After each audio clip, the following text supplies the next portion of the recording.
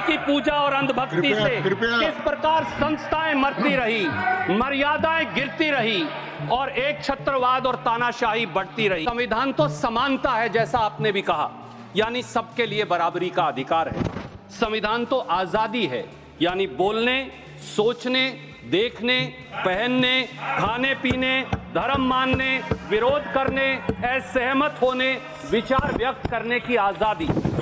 संविधान तो न्याय है, यानी छोटे बड़े, ऊंचे नीचे, अमीर और गरीब के भेदभाव से ऊपर उठकर सबके लिए बराबरी का दर्जा। संविधान तो भाईचारा है, जैसे मेरे एक और साथी ने कहा, यानी धर्म और जाति की नफरतों और विभाजनों से ऊपर उठकर प्रेम, सद्भाव, सदाचार और संविधान का नाम संविधान है।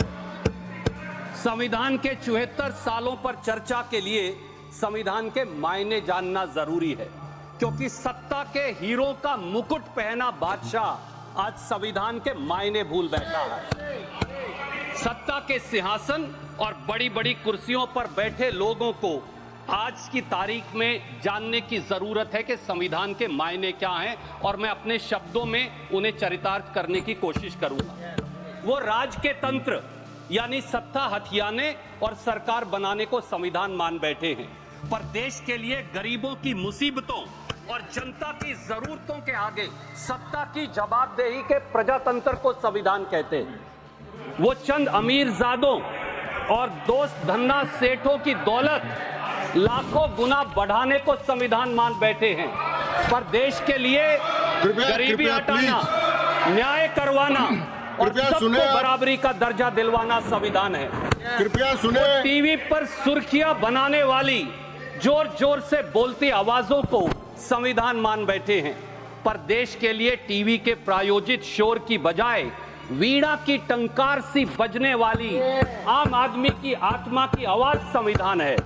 वो ईडी, सीबीआई, इनकम टैक्स के डंडा तंत्र से विरोधियों को झुकाने और सरकारों को गिराने को संविधान मान बैठे हैं, पर देश के लिए चेयरमैन सर, नैतिकता, बहुमत और ईमानदारी की कसौटी पर सत्ता और शासन का खरा उतरना ही संविधान है। वो सरकारी खर्चों पर दुनिया घूमने, इश्तहार छपवाने, कपड़े बदलने और दूसरों को नीचा दिखाकर कहे कहे लगाने के अधिकार को संविधान मान बैठे हैं, पर देश के लिए सर, जूती गांठने वाले गरीब, बोझा ढोने वाले कुली, मोटर रिपेयर वाले मिस्त्री, ट्रक चलाने वाले ड्राइवर, अनाज पैदा करने वाले किसान की आवाज को बुलंद करना ही संविधान है। वो साधु का छद्म वेश धारण कर कृपया आप लोग शांत रहे। के नशे में मर्यादाओं की लक्ष्मण रेखा को कुचल देने को संविधान मान बैठे हैं। पर सर, देश के लिए तो पक्षी राज जटायु की तरह न्याय व कर्तव्य के बोध के लिए कुर्बानी देना ही संविधान है। आजकल संविधान के नाम पर बड़े बड़े लोगों द्वारा भारतीय राष्ट्रीय कांग्रेस को गाली देना और लांछन लगाना फैशनेबल हो गया है। काश ये सब लोग कांग्रेस को पानी पी पी कर कोसने की बजाय बाबा साहब अंबेडकर द्वारा 25 नवंबर 1949 के भाषण को पढ़ लेते तो उन्हें संविधान की अडॉप्शन से ठीक एक दिन पहले दिया था। प्रधानमंत्री जी ने भी उसकी चर्चा की थी। And I quote sir, Ambedkar ji ने कहा, विधानसभा के अंदर कांग्रेस पार्टी की मौजूदगी से अराजकता की यह संभावना शून्य हो गई, जिसने इसकी कार्यवाही में व्यवस्था और अनुशासन की भावना लाई। कांग्रेस पार्टी के अनुशासन की वजह से ही मसौदा समिति संविधान को विधानसभा में पेश करने में सक्षम हुई, जिसमें प्रत्येक अनुच्छेद और प्रत्येक संशोधन के भाग्य के बारे में निश्चित जानकारी थी। और बाबा साहब अंबेडकर आगे कहते हैं, इसीलिए विधानसभा में संविधान के मसौदे को सुचारू रूप से चलने का सारा श्रेय कांग्रेस पार्टी को जाता है। ये थे बाबा साहब अंबेडकर। और सर, बाबा साहब अंबेडकर ने, मैं बहुत लंबी तकरीर नहीं करूंगा, बाबा साहब अंबेडकर ने 25 नवंबर 1949 के संविधान सभा के संबोधन में 3 चिंताओं की चर्चा की। मुझे लगता है कि वो चिंताएं आज के शोर मचाते शासकों और सरकारों पर लागू होती हैं। पहली चिंता, अंबेडकर जी की पहली चिंता, धर्म से ऊपर देश रखेंगे या धर्म को देश से ऊपर।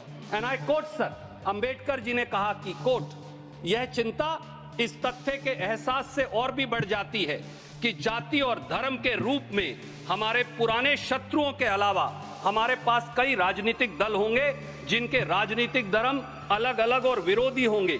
क्या भारतीय देश को अपने धर्म से ऊपर रखेंगे या धर्म को देश से ऊपर रखेंगे? लेकिन इतना तो तय है कि अगर दल धर्म को देश से ऊपर रखेंगे तो हमारी स्वतंत्रता दूसरी बार खतरे में पड़ जाएगी और शायद हमेशा के लिए हो जाएगी। अनकोट।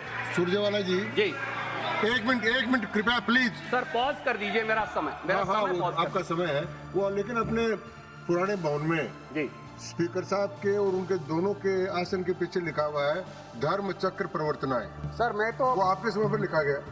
सर मैं तो बाबा साहब की स्पीच लेकर आया हूं, आप कहें मैं फ्लोर पे रख देता हूं। आपकी स्पीच चालू थी जी। सर आज देश में क्या हो रहा है कि संविधान और देश को दरकिनार कर केवल सत्ता के लिए सांप्रदायिक झगड़ों और नफरत की आग में नहीं झोंक दिया जा रहा है। सत्ता की शहतीरों पर बैठे मुखिया जब शमशान बनाम कब्रिस्तान की बात करें, जब मटन मंगल सूत्र और मुजरे की बात करें, उसे अपना चेहरा बनाएं, जब लोगों को कपड़ों और टोपी से पहचाने, जब बच्चों की संख्या की गिनती से देश की नीतियां चलवाएं, जब दीपावली, रमजान और क्रिसमस का टकराव करवाएं, तो फिर बताइए क्या बाबा साहब की चेतावनी से सीख लेने की जरूरत नहीं है? अंबेडकर जी की दूसरी चिंता थी सर राजनीति में भक्ति या नायक पूजा निश्चित रूप से पतन और तानाशाही का मार्ग है। और 25 नवंबर 1949 को मुझे मालूम है कि वो शोर से सत्य को पराजित करने की कोशिश करेंगे, पर इसमें कामयाब नहीं होने वाले। 25 नवंबर 1949 को अंबेडकर जी ने फिर कहा, एंड आई कोट सर, यह सावधानी भारत के मामले में किसी भी अन्य देश की तुलना में कहीं अधिक आवश्यक है, क्योंकि भारत में भक्ति या जिसे भक्ति का मार्ग या नायक पूजा कहा जा सकता है, उसकी राजनीति में एक ऐसी भूमिका निभाती है जो दुनिया के किसी भी अन्य देश की राजनीति में निभाई जाने वाली भूमिका से बेजोड़ है। धर्म में भक्ति आत्मा की मुक्ति का मार्ग हो सकती है, लेकिन राजनीति में भक्ति या नायक पूजा निश्चित रूप से पतन और अंततः तानाशाही का मार्ग है। अनकोट। सर पिछली इसके कुछ उदाहरण मैं देना चाहूंगा। एक व्यक्ति ने कहा किसान को लागत पर 50% मुनाफा मिलेगा, 2022 तक किसानों की आय दुगनी हो जाएगी। नतीजा क्या हुआ? उल्टा सरकार बनते ही उचित मुआवजा कानून को खत्म करने की कोशिश की, फिर किसान विरोधी काले कानून लाए, 700 किसानों की शहादत हुई और आज भी किसान दिल्ली आने के लिए सिसक रहा है। एक व्यक्ति सर 2 मिनट्स। एक व्यक्ति ने कहा कि नोटबंदी लाऊंगा, काला धन, नकली नोट और उग्रवाद 50 दिन में खत्म करवाऊंगा।